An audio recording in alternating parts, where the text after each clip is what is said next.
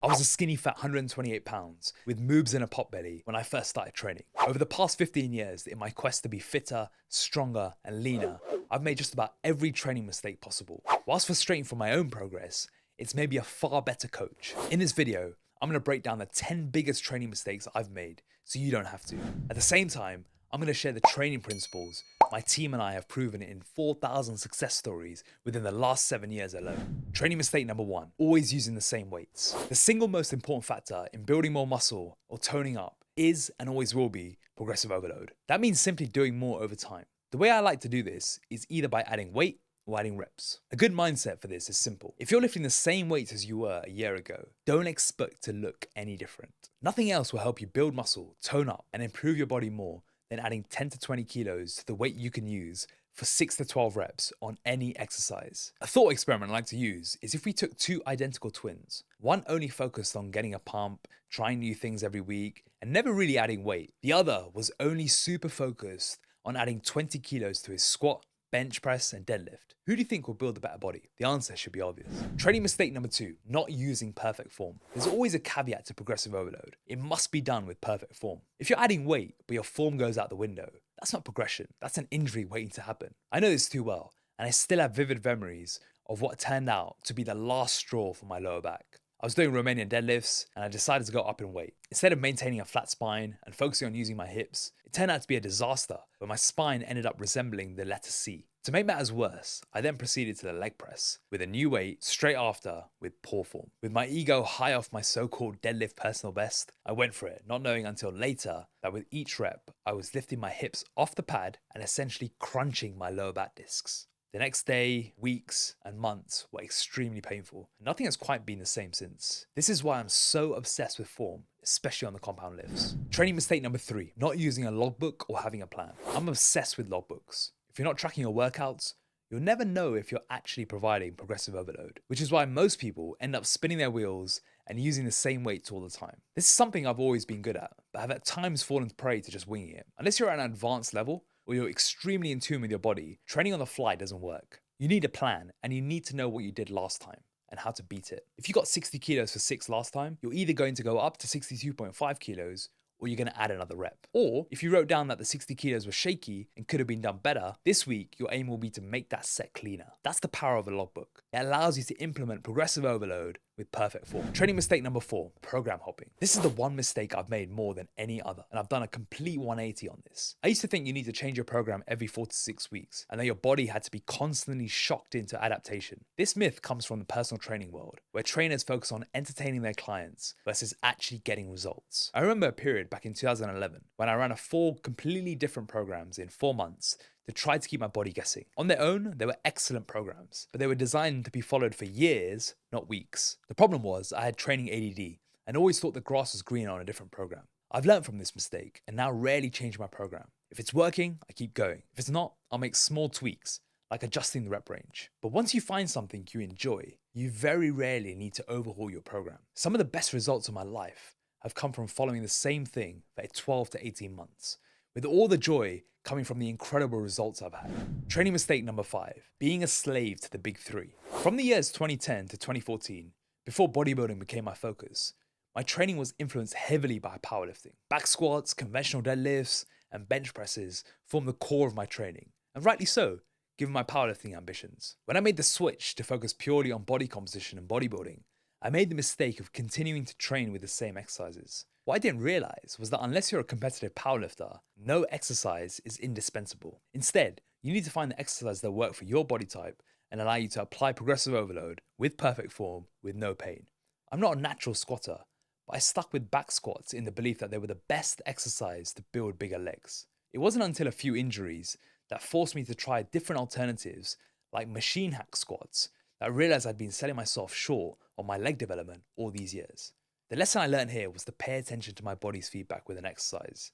And if something doesn't feel right, no matter what it is, look for a better alternative. By the way, if you want to try a very simple 3-day-a-week full body workout, I've linked a free program in the description below. It's one of my favorite ways to build strength and muscle, and it'll only take you 2.5 hours a week. The best bit is it can be easily adapted for home workouts too if you prefer. Training mistake number 6, training to failure. I've learned this the hard way too many times.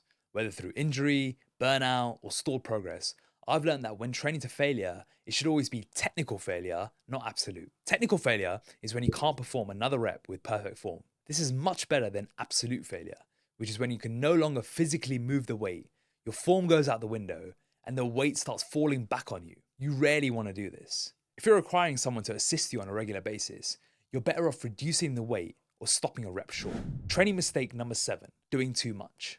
More sets, more reps, more sessions. If 3 sets are good, surely 6 will be better. If 6 to 8 reps is the optimal rep range for building muscle, won't 15 to 20 be even better? If 3 to 4 days a week of training works well, won't 6 to 7 days work twice as well? It's so easy to slip into this more mentality. But rest is underrated for effective training gains. Before steroids became popular in the late 60s and 70s, 3 days a week of training was the norm. Everyone with the best bodies were training for 3 days and making great gains. Once steroids entered the picture, it changed the game. 6 days a week, twice a day, with super high reps, focusing all on the pump versus actually getting stronger became the standard. For the normal person with average genetics like you and I, training like this is a disaster. I've fallen down this road many times, and each time I head down there, I make zero progress and quickly find myself cutting back and settling on 4 days a week. You can set it up in a number of ways, my favorite being a variation of an upper-lower split. If you prefer 3 days, you can either go full body or rotate an upper body split over 2 weeks. Both systems work great, and I've never seen a client not get incredible results on that setup. Training mistake number 8, obsessing over every little variable. This one pains me to say it.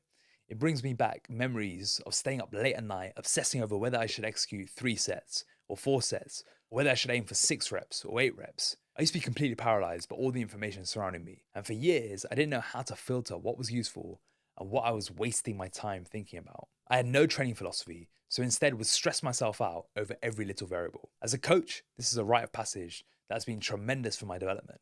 As a lifter, it meant no gains for years. My training now is all based on 3 key principles. Number 1, progressive overload. Number 2, using perfect form. And number 3, finding the lifts that work for you. Anytime I now think about trying something new, I ask myself 3 questions. Number 1, why? Number 2, does this align with the key training principles?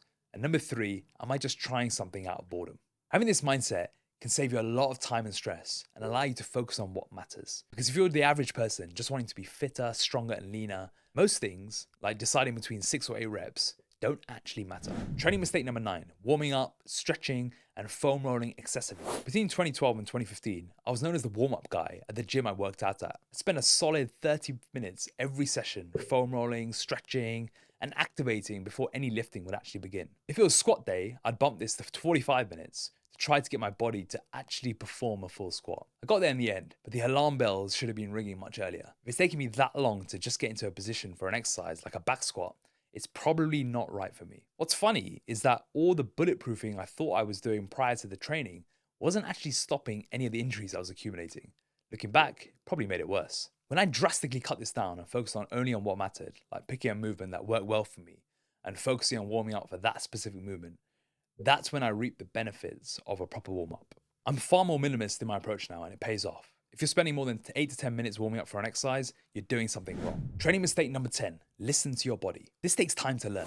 We all need to make this mistake repeatedly to be able to truly understand this. Knowing when your body is at breaking point is a skill that only can be learned if you take it to breaking point multiple times. You need to learn your symptoms. This is especially applicable to late intermediates and advanced trainees, where the hardest part of training is knowing when to push and when to pull back. It's easy to step on the gas all year round. The problem is, it's a matter of when, not if, you're gonna burn out. It was only recently I missed the signs again. I'm getting better each year, but this time I was stubborn.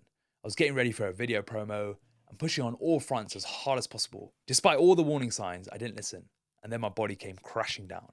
Strength tanked, joints started hurting, my eyes were twitching, and I just couldn't get enough sleep. The more advanced you get, the worse it is when it happens. And this most recent state of overreaching made me feel like death all week.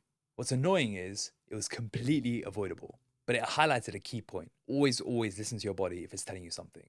If you tweak a muscle or a joint is acting up, don't try and push through it. Try something different for the day. If you're feeling constantly run down, back off. Think longevity. Don't make the same mistakes as me. Train hard, train smart, and grow. And that's a wrap. The 10 training mistakes I've made so you don't have to. If your goal is to get into the best physical and mental shape of your life, avoiding these 10 mistakes will be game-changing. As we know, training is only one part of the equation. For a step-by-step nutrition guide to implement into your life, Check out this video next.